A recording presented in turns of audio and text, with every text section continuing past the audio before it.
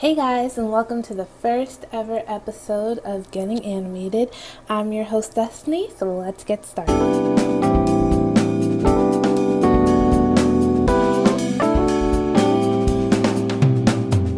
First, I wanted to say thank you so much for tuning in, guys. I am so excited to get this started.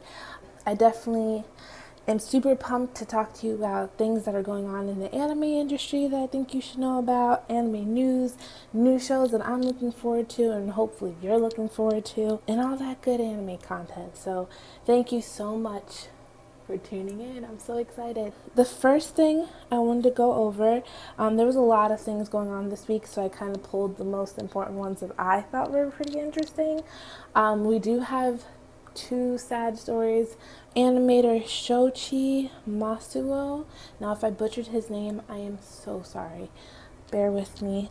He was the animator for Gunbuster, His and Her, and Evangelion. He also worked on a whole bunch of other different projects. He passed away today. And another person who isn't in the anime industry, but she's dear to my heart, is June Foray. She was the voice of Rocky in the Bullwinkle show, and she was Mulan's grandmother. It really hurts when someone who's been such a huge, made such a huge impact with their art in your life pass away, because it's a part of your childhood. It's someone that you've grown up either watching or enjoying the work that they've put out. With June Foray, I mean, she was really such a huge part of my childhood. So again, rest in peace to both those amazing people, and condolences to their fans and their family and their friends. And I know dealing with death is not easy, but I hope that they're able to grieve and find some peace somewhere. I guess this is sad news. Fairy Tail, the manga ends. I was never into Fairy Tail, but I know a lot of people were or are, and I guess it was one of those things like One Piece and Bleach and Naruto. Like, if you're in it, you're in it and you're hooked and you love everything about it. I'm super sorry for everyone who's super depressed about the manga ending. I know how you feel. When Naruto ended, I was so depressed. I didn't even want to watch the last episode. I was like mourning it. I didn't want to talk to anybody about it. I was kind of sad, which is crazy because I wasn't even lucky enough to grow up with Naruto. I started watching Naruto back in 2013.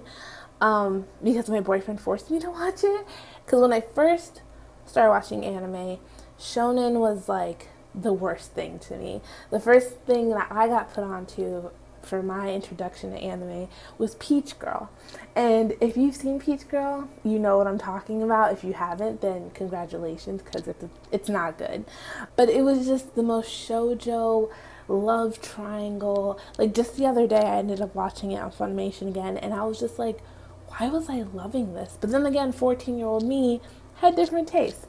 Just lovey-dovey and, drama. And that's the type of anime that I kind of steer to, more of the shoujo thing. So anything shonen, I was like, oh my god, take it away from me. I don't want to hear about it. So in 2013, my boyfriend was like, hey, you should watch Naruto. I think you'd really like it. So I, binge watched the first, show of just Naruto when they were kids. And then I started Shippuden, and I was hooked. I mean, I was hooked. I loved every part about it. And watching it, I've never seen an anime like that before. So watching it all the way through, I kind of got to watch it like when I was 18, and now I'm 22. So it did, help me course some part of my adulthood life. But I wish I would have watched it growing up so I could have really felt Naruto growing up with me. But yes, so I completely feel the sadness of your favorite manga or TV show ending. I completely understand. In other happy news, by the time this podcast broadcast, by the time this episode goes up, Twitch and Crunchyroll's partnership would have started already. I know that the 27th, they're running their 6-day marathon, which I honestly was super excited about. I was watching E3 on Twitch, and that was probably like my first real interaction with Twitch. I never really had to use it before, and I watched some YouTubers game, but not a lot. Like, I only watch like Markiplier and other YouTubers. So when I got to go on Twitch and actually look at how interactive it was, I was like, wow, this is actually really cool because they can see what you're saying and other people can see what you're saying. And it's like a giant group chat. So I actually thought that was really cool.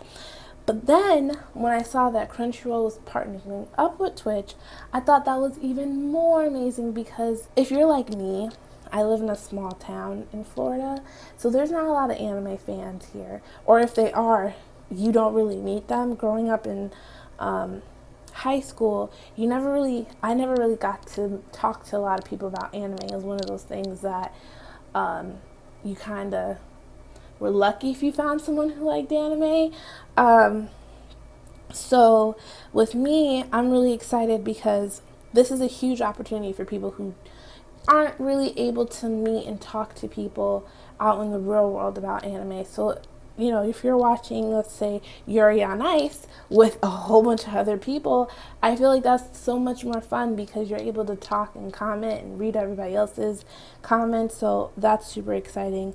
They're bringing 20 anime shows, which I am mind blown about that. And they're not crappy either. They're like the good ones. There's Mob Psycho 100, Miss Kobayashi's Dragon Maid, like I said, Yuri on Ice, a whole bunch. So definitely check out the list. Just go to twitch.tv or just go to crunchyroll.com. They are not paying me to say this, just to be transparent. But one thing you'll learn about me through this podcast adventure is I'm a huge legal streaming advocate. I love Crunchyroll, I love Funimation, anything that really allows the anime industry to thrive. But yes, so I love them so much. So definitely check in for that. Watch the shows. I'm going to definitely be a part of that. I'll probably be watching Yuri on Ice and Mob Psycho because I've never seen Mob Psycho. So I was like, why not watch it with a group of other anime fans? That sounds great. I wanted to talk to you guys about something else that's really exciting to me. Tamagotchi. I don't know if you remember that video game. They're releasing a new one for the 3DS, November 16th. I am so excited. If you don't know what Tamagotchi is, I'm so sorry. It's just a little game that I used to play when I was a kid, and it was like a little pocket monster, and you got to feed it and things, and it was just so much fun. Tamagotchi was just a huge part of my childhood again. So definitely look out for that. I'll probably be talking about more once I actually pick up a copy. I think it's only getting released in Japan November 16th first, but hopefully it'll be coming over to the United States. So, definitely pay attention to that. Last but not least, so mind you, this is not the newest news, but I just wanted to bring this to you guys' attention. There is a manga called Love is Hard for an Otaku. And there's a Japanese version, but I'm not going to butcher that name, so I gave you the English one. And basically it's about this gaming otaku and this fugoshi. And if you don't know what fugoshi is, it's someone who's into like the boys' love and, gay romance and manga and anime and things like that. Basically, they end up working for the same company together, and then they end up falling in love. And it's basically about their relationship, and it's about these two people who love their own thing. Like, he loves video games and she loves her like anime and stuff like that, and they're just existing in this little relationship. And it's a Josie comedy. It was so funny, and I just wanted to keep reading as soon as I read the first manga. So they're turning that manga into an anime, and it should be coming out in April 2018. So I'm really pumped for that. If you have not seen it, if you have not read it, definitely try and find it. I did see on anime, there was a conversation on my timeline that was basically talking about San Diego Comic-Con. There was a manga panel, and I guess one of the panelists were saying, manga is so important to us, etc., and how they hated scans. And scans are just, when you go to other pirated websites to find mangas and read them. And I remember reading it, and the thing about what I couldn't understand or what they expected us to do is I wanted us wanted them to give us a solution to the problem. Like I said, I'm really big into legally streaming anime, and if you can buy the copy of the manga, I highly tell you to buy the copy of the manga. I highly recommend it to you. But the thing about manga and anime is a little bit different. Manga, you can watch, you could read maybe 100 different mangas, and maybe 2 people know about the really good ones. There's so many manga out there, and you literally can stumble across gems. And it's hard because sometimes you know that they'll never be published. Sometimes you know nobody will ever pick it up. And it's like, what are you supposed to do as a fan who's read it through scans, but it's not that you don't want to buy it, but you just have no access to it. I've been trying to buy things through Comixology.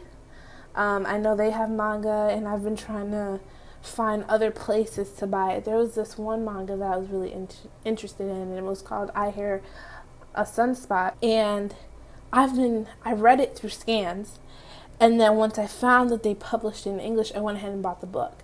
And it's like, I feel like scans are kind of the good and bad of the industry, because you won't know about it unless you read about it through a scan, and then you'll purchase it. You know what I mean? It's hard because a lot of these mangas don't get picked up to be published. So definitely, just my advice, if you're trying to read a manga, you really like it, just try and stay as diligent as you can as far as, seeing if it got published by anyone, checking multiple resources of trying to see if you can purchase it. And sometimes, I hate to say, if you have to purchase it in Japanese, you could purchase it in Japanese. Most people won't do that, and I'm not telling you to do that. But I've gone out of my way to purchase something in Japanese just because I want to give the author their credit, but I still have to read it through scans because I can't read Japanese. So, yeah. So that's all I have for you guys today. Thank you so much for listening to me again.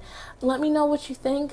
Let me know if there's any news that you want me to talk about in my next podcast.